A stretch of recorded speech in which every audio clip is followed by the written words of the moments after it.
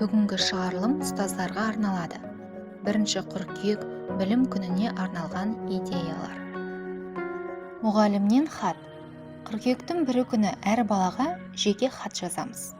Жыл бойы ол оқушыға айтатын кеңестеріңізді, ол оқушыдан не күтесіз, ол оқушының жақсы қасиеттерін жазып, сынып ішінде оқып сақтап қоямыз. Жыл соңында қайта оқып қорытындылаймыз.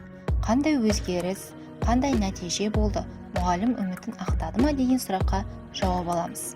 Хатты жалпы бір сыныпқа жазса да болады.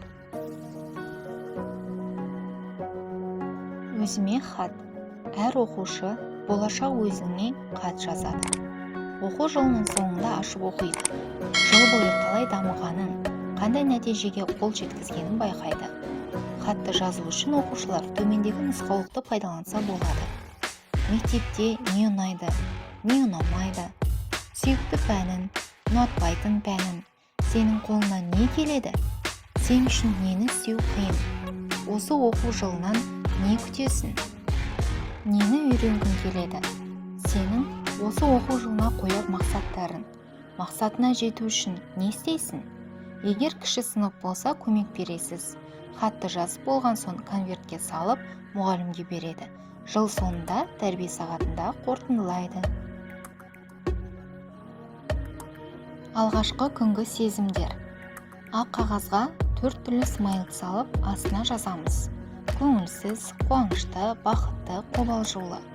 Балалардың аттары жазылған стикерді таратып бересіз. Өздері көңілдеріне қарай жабыстырып шығады. Сынып сағатын қорытындылағанда жазасаңыз болады. Біз білуге асықпыз. Ақ қағазға оқушының есімін және бос орын қалдырып үйренгісі келеді деп жазамыз. Яғни Ақнұр бос орын қалдырамыз, үйренгісі келеді. Әр оқушы өзі не үйренгісі келеді, соны жазады. Би билеуді, ән айтуды, сурет салуды, жүзуді тағы басқа.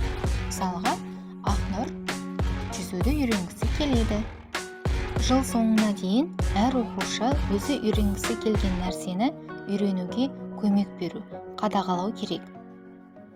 Нәтиже шығатындай жұмыс жасау керек оқушымен. Біздің сынып уәдеміз.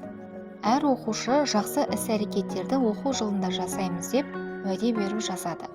Мысалға, біз жылы сөйлеп мейірімділік танытатын боламыз. Біз бір-бірімізге көмектесетін боламыз.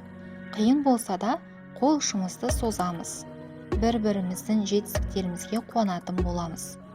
Алақан стикерлерді алдын ала дайындаса болады. Немесе сол жерде әр оқушы өз алақанын қойып сызып алып, бояп, кесіп жабыстырса да болады. Алақан стикерлерге әр оқушы өз есімдерін жазады. Көрнекілік сияқты сыныптың бір бұрышына іліп қойыңыз. Өздері оқып, естеріне түсіріп тұрады.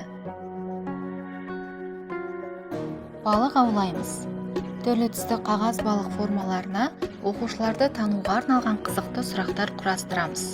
Сүйікті пәнін, сүйікті ұстазың, ең жақын досың, сүйікті мультфильмін, жазғы демалысты қайда өткіздің, отбасын туралы айтып бер, өз бойындағы жақсы қасиетін, өз бойындағы жаман қасиет.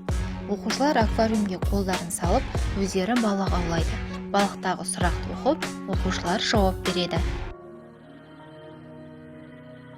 Мектептің алғашқы күніне фотосессия. Үлкен картоннан рамка жасаймыз, өз қолымызбен. Оны әдемілеп сәндейміз.